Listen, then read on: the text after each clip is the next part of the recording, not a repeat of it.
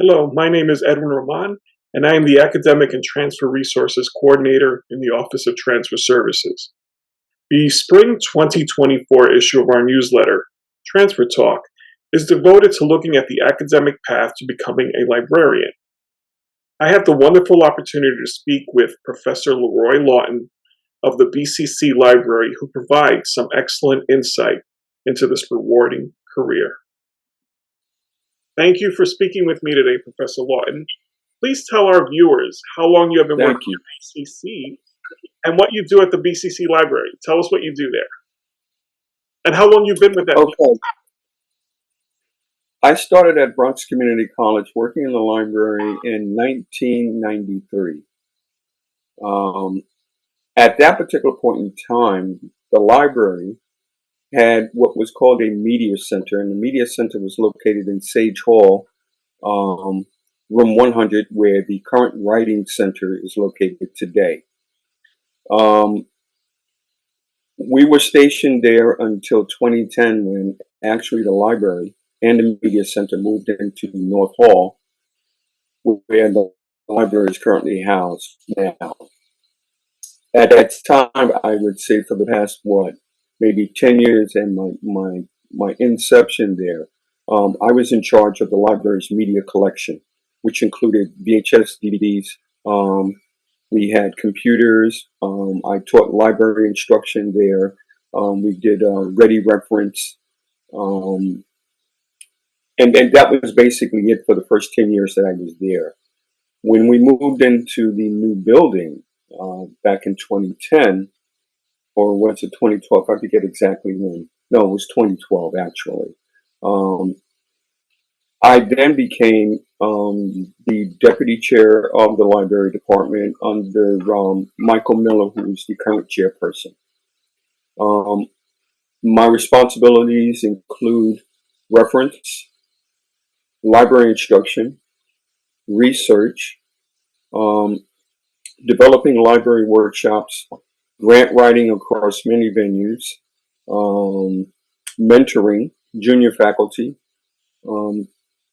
This year makes year 31 rather, that I am at Bronx Community College. I've been working in the library for the past 31 years.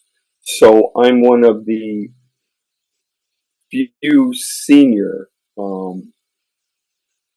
full-time librarians currently working in the library there.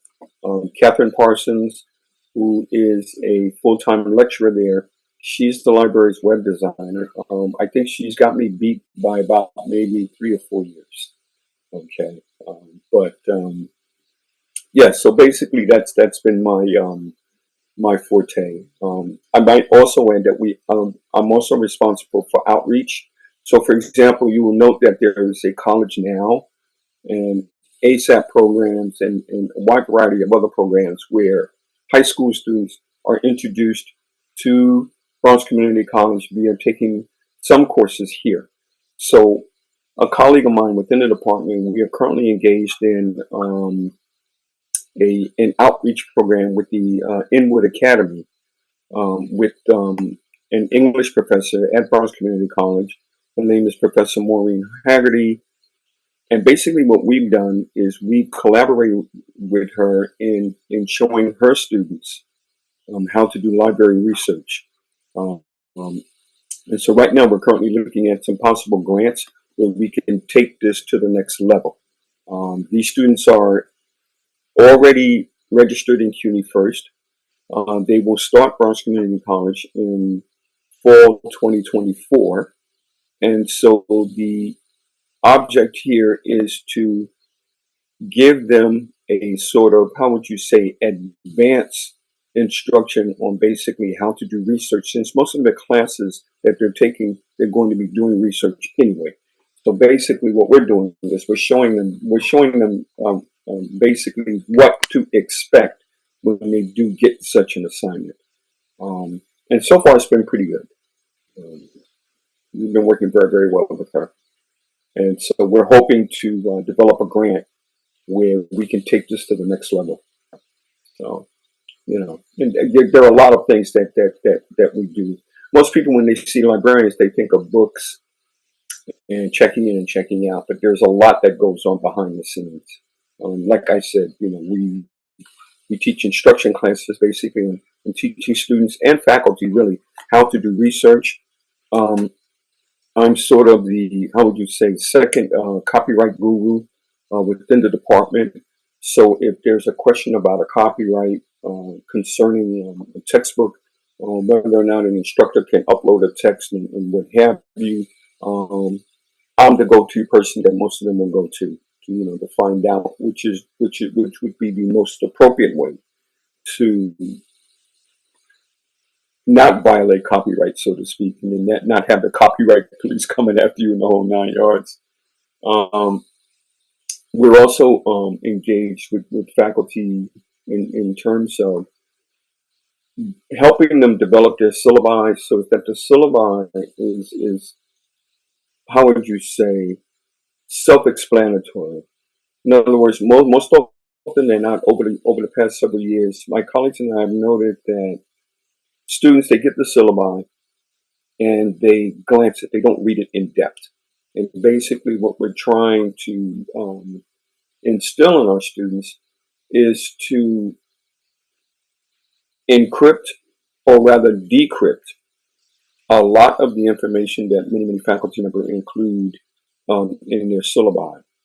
One of our main challenges is getting students to engage with faculty, with their instructor. And most often than not, rather than do that, they come to the library. And so then we sit down and we have to sort of like decrypt the syllabi, the assignment, um, and at times it could be labor intensive because this is, for many of our students, the library this is a first time experience for them. So we're trying to get them engaged to the point where they don't look at it as another, how would you say, another obstacle that they need to overcome in order to get a passing grade. And many of them are doing research for the first time. And so the ability to, how would you say, read an article, then decipher what you've read, then put it in your own words is a very, very big challenge for many of our students. And so we try to make it as, I would say, painless as possible, but no pain, no gain, as I always say. So you said something really interesting, how you started working with videotapes, and I think you also said records at the beginning of your time at BC. Right, exactly. You kind of went from this analog to digital world, which right. brings me to my next question. How did you discover your career? What sparked your interest for working in a library? Well, actually, in terms of the library, I've always, ever since a child, as a child, my parents always took us to the library. And one of the things that I learned very, very quickly was that libraries contain a lot of information. I mean, information. I mean, I was just enthralled with it. And so, with that background, and the fact that we went to parochial schools where the emphasis was not only on reading, but basically on how to use the library. So I knew how to use the library at a very, very early age. So that when I got into high school, it was no big thing for me to go into the library, be able to do the research, be able to find what it was that I was looking for. And the end result of that was the fact that in every instance, my grades were very, very good and getting better. And so I took that to college. And in my undergraduate, I would spend, I think from my freshman to my junior year, I practically lived in the library. And so the ability to know how to locate books in an academic library using what we call, we have a Library of Congress classification, which I won't even get into because it's letters and numbers and the whole 9 yards.